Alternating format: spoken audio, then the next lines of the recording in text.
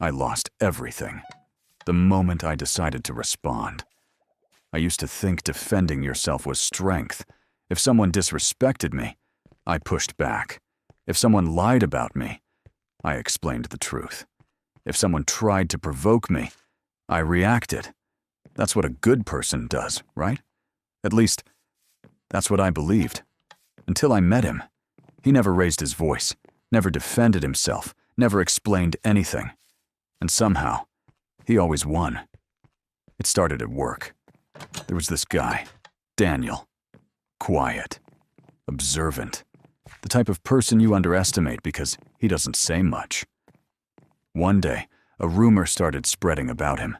Something about him manipulating reports, cutting corners. Everyone was talking. I remember thinking, if that were me, I'd shut that down immediately. But Daniel, he said nothing. No denial. No explanation. Not even a reaction. Just silence. At first, people got louder. They pushed harder, tried to provoke him. Say something. Defend yourself. Are you guilty or what? Nothing. Just calm indifference. And that's when something strange happened. People started doubting themselves. You see, when you react, you validate the attack. But when you don't, you create psychological tension. The human brain hates unanswered questions. It starts filling in the gaps. And most of the time, it fills them in your favor. I didn't understand it yet. So, when the same thing happened to me, I made the worst mistake possible. I reacted. Someone accused me of taking credit for a project I didn't even lead. I felt the anger instantly. My heart started racing. My mind spinning. This isn't fair. So I did what most people do. I explained everything. Every detail. Every timeline. Every piece of proof. I thought I was being logical. But to them, I looked defensive. Almost guilty. That's the trap. The more you explain, the more it looks like you need to explain. And the moment you need validation, you lose power. Daniel saw it happening. Later that day, he walked up to me and said something I'll never forget. Every reaction is a form of submission. I laughed. It sounded dramatic. But he just looked at me and said, "Watch what happens when you stop playing their game." The next week, I tried it. Not perfectly, but enough. Someone made a sarcastic comment about me in a meeting. Normally, I would have jumped in, defended myself, cleared the air. But this time, I just looked at them and said nothing. The room got uncomfortable. People shifted in their seats. The person who made the comment, they started talking more, trying to fill the silence, explaining themselves, backtracking.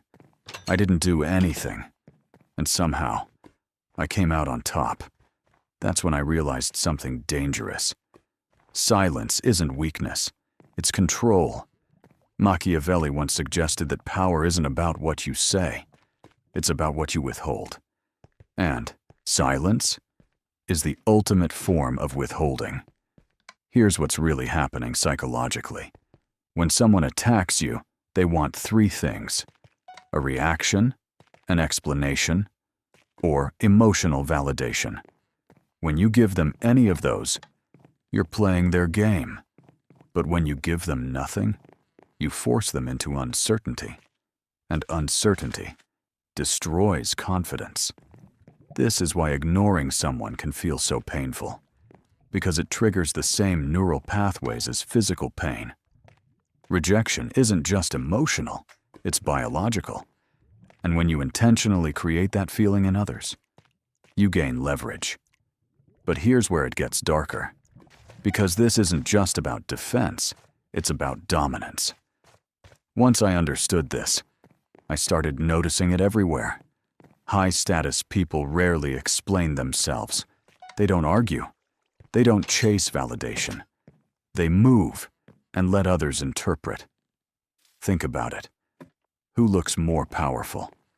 The person desperately trying to prove they're right, Or the one who doesn't even acknowledge the accusation? Exactly. But there's a hidden layer most people miss, and this is where it becomes dangerous.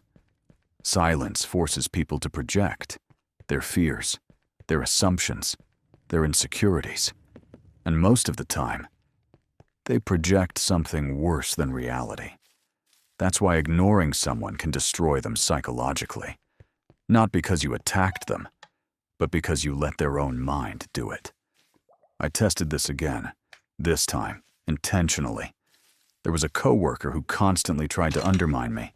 Little comments, subtle digs, nothing obvious, just enough to get a reaction. So I removed the reward. No reaction, no eye contact, no acknowledgement.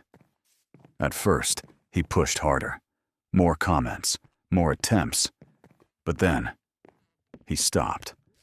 Not because he respected me, but because the game stopped working. That's the truth most people don't want to hear. People don't stop when you fight back. They stop when they stop getting value. And reactions are the highest form of value. Now, I'm not saying you should ignore everything. That's where people get it wrong, because silence is only powerful when it's intentional, not when it's fear. If you're silent because you're afraid, people feel it, and they exploit it. But if you're silent because you choose to be, that's different. That's control. Daniel explained it to me like this. Never react emotionally. Never explain unnecessarily. And when possible, just ignore. 3 rules. Simple, but brutal, because they go against everything you've been taught. You've been taught to defend yourself, to speak up, to prove your worth. But in certain situations, that's exactly what makes you weak. The hardest part? Resisting the urge. Because your mind will scream at you. Say something. Fix this. Don't let them think that. But that's your ego, not strategy. And the moment you can separate the two, everything changes. I'm not the same person I was before. I don't rush to defend myself anymore. I don't explain things that don't need explaining. And I definitely don't react. Just because someone wants me to. Because now, I understand something I wish I knew earlier. Not every battle is meant to be fought. Some are meant to be ignored. And ironically, that's how you win them. If you've ever felt misunderstood or attacked for no reason, subscribe. Because most people never realize when they're being pulled into someone else's game until it's too late.